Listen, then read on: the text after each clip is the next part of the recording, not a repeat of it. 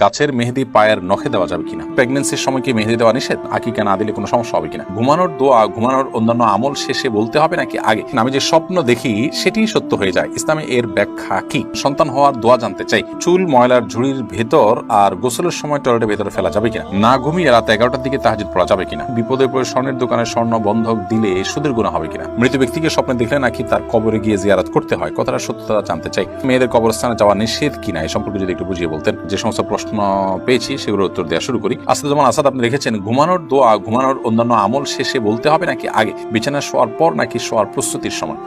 দেখুন, ঘুমানোর অন্যান্য আমলগুলো আগে সেরে ফেলবেন। আল্লাহুম্মা বিসমিকা মুতু ওয়া হাইয়া সর্বশেষে বলে আপনি ঘুমিয়ে যাওয়ার চেষ্টা করবেন। আইরিন শিকদার লিখেছেন, প্রেগন্যান্সির সময় কি মেহেদি দেওয়া নিষেধ? না, এমন কোনো কথা নেই। মেহেদি সর্বাবস্থায় দিতে পারেন, প্রেগন্যান্সির সময় দিতে পারেন, অন্য সময় আপনি দিতে পারেন। নির্জারা এই আইডি থেকে আপনি লিখেছেন, আকিকা না দিলে কোনো সমস্যা হবে কিনা? আকিকা যদি দেওয়ার সামর্থ্য না থাকে তাহলে তার জন্য কোনো জবাব দিতে নেই, কিন্তু সামর্থ্য থাকলে তার এটা দেওয়া উচিত। অনেকে আমাকে ওয়াজিব বলেছেন, অনেকে সুন্নাতে মুআক্কাদা বা গুরুত্বপূর্ণ সুন্নাহ বলেছেন। শারমিন আক্তার আপনি লিখেছেন, আমি যে স্বপ্ন দেখি সেটিই সত্য হয়ে যায়, ইসলামে এর ব্যাখ্যা কি?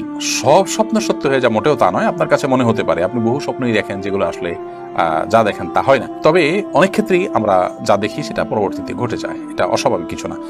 এর মাধ্যমে আপনি নিজের বুজুর্গির বা আপনি খুব আল্লাহ ভীরু এরকম কিছু প্রমাণ হওয়া জরুরি না। আবার এটার কারণে আপনি ভবিষ্যৎবাণী করা শুরু করলেন যেটা দেখছি এটা হবেই, এমনটাও জরুরি না। কারণ যা দেখেন আসলে তার সবকিছুই সত্য হয় না, অনেক কিছু হয়তো হয়।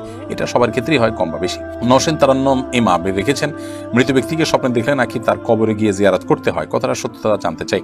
মৃত ব্যক্তিকে স্বপ্নে দেখলেই তার কবরে যে জিয়ারত করতে হবে এটা আবশ্যক নয়। তবে মৃত ব্যক্তিকে স্বপ্নে আমরা দেখলে তাকে যদি মনে হয় যে তিনি ভালো আছেন তো আলহামদুলিল্লাহ, যদি মনে হয় তিনি কষ্টে আছেন তাহলে তার তরফ থেকে যা যা করা যায়, দান সাদেকা দোয়া, সেগুলো আমরা করতে থাকবো। কিন্তু তাকে দেখলেই কবরে যেতে হবে এমন না। কবরে এমনি মাঝে মধ্যে যাওয়াটা সুন্নাহ, সেটা ভিন্ন বিষয়, দেখার সাথে কোনো সম্পর্ক নেই। সাদিয়া জেমি আইডি থেকে আপনি লিখেছেন, আমি প্রাপ্তবয়স্কী হওয়া সত্ত্বেও আমার বিয়ের কোনো পথ খুঁজে পাই না, অথচ আমার চেয়ে ছোট অনেকের বিয়ে হয়ে যাচ্ছে বা গেছে, আমি হতাশাগ্রস্ত। আমাকে কোনো আমলের কথা বলবেন যাতে তাড়াতাড়ি বিয়ে হয়ে যায়? প্রথমত আল্লাহ তাআলার কাছে সাধারণভাবে দোয়া করতে থাকবেন, চোখের পানি ফেলে, যে আল্লাহ তাআলা আমার জন্য আপনি এটা বিহিত করুন এবং আমার বিয়েটাকে সহজ করে দিন। আপনি আল্লাহর কাছে দোয়া করতে থাকবেন এবং প্রচেষ্টা হতে থাকবে সঠিক পদ্ধতিতে। অনেকে অতিরিক্ত বাছাবাছি করেন, আবার অনেক সময় দেখা যায় ব্যাটে বলে হয় না। ধৈর্য ধারণ করতে হবে এবং সবর করতে হবে, সেই সাথে দোয়া অব্যাহত রাখতে হবে। মোহাম্মদ ইউসুফ আপনি লিখেছেন আইডি থেকে, বিপদে পড়ে স্বর্ণের দোকানে স্বর্ণ বন্ধক দিলে সুদের গুনাহ হবে কিনা? স্বর্ণ বন্ধক রাখলেন, রেখে টাকা নিয়েছেন, ওই টাকাটা দিয়েই আবার আপনি স্বর্ণগুলো ফেরত নিয়ে নেবেন, এটা হলে তো কোনো অসুবিধা নেই। কিন্তু সাধারণত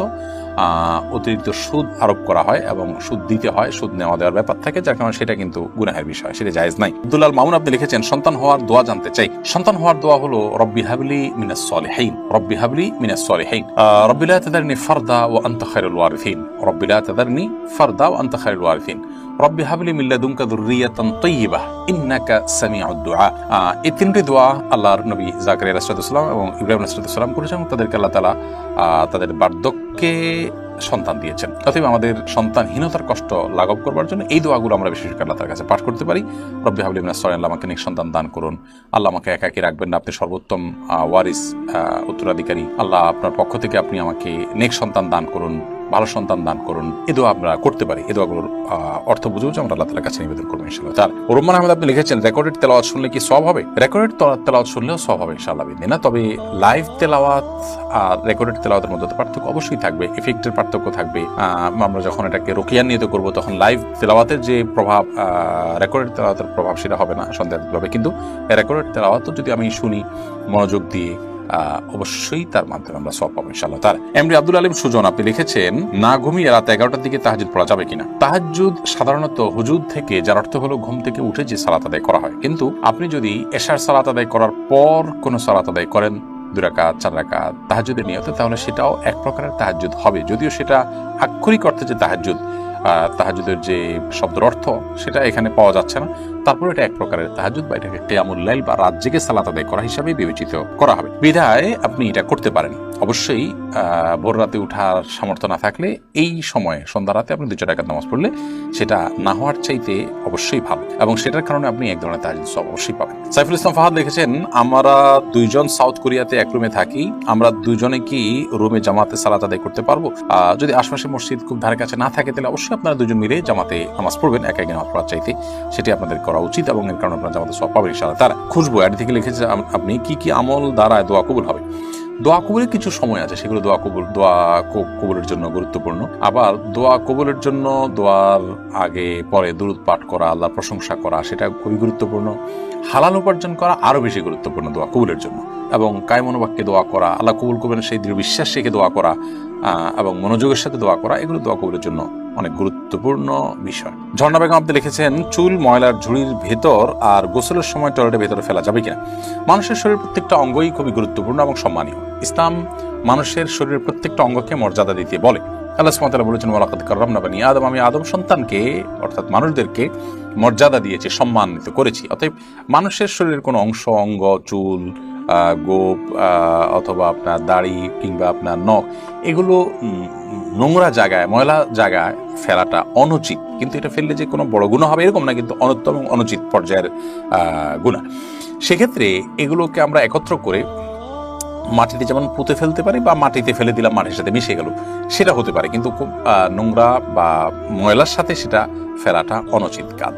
সাদিয়া ইসলাম প্রিয়া আপনি লিখেছেন মেয়েদের কবরস্থানে যাওয়া নিষেধ কিনা, এই সম্পর্কে যদি একটু বুঝিয়ে বলতেন। দেখুন, মেয়েদের কবরস্থানে যাওয়া নিয়ে আমাদের দুটি মত আছে। অনেক উলামা ইকরাম বলেছেন মেয়েরা কবরস্থানে যাবে না, গেলে গুনাহ হবে। অনেক রকম সেটিকে অনুমোদন করেছেন। মূলত হাদিসে আসছে নবী সাল্লাল্লাহু আলাইহি ওয়াসাল্লাম নারীরা অতিরিক্ত কবর জিয়ারত করে যারা, তাদের প্রতি লানত বর্ষণ করেছেন। এই বিষয়ে দুই মতকে বিশ্লেষণ করার পর এবং দলিলগুলোকে পর্যালোচনা করার পর যেটি আমাদের কাছে মনে হয় তা হলো যে নারীরা যদি অত্যধিক কবরে না যায় এবং সেখানে গেলে নিজেরা নিয়ন্ত্রণ হারিয়ে আবেগ তাড়িত হয়ে কোনো কিছু করে ফেলবেন এরকম আশঙ্কা না থাকে, তাহলে সেক্ষেত্রে মাঝে মধ্যে তারা কবরে যেতে পারেন, যাওয়া জায়েজ হতে পারে। এমনি আজুল আপনি লিখেছেন আমি কারো টাকা মেরে খেয়েছি তাকে না জানিয়ে, সেটা আমি এখন কিভাবে তাকে ফেরত দিতে পারি বা এর পাপ থেকে মুক্ত হতে পারি। যদি তাকে না জানিয়ে আত্মসাৎ করেছেন, এখন তার কাছে ফেরত দেওয়ার সুযোগ থাকলে ফেরত দিবেন। ওই কথা বলে দেওয়া কোনো জরুরি না যে আপনার টাকাটা আমি আত্মসাৎ করেছি, অন্য কোনোভাবে দিয়ে দেন, ভাই কিছু টাকা আপনি পাবেন, রেখে দেন, কিভাবে পাবেন জিজ্ঞেস করেন না।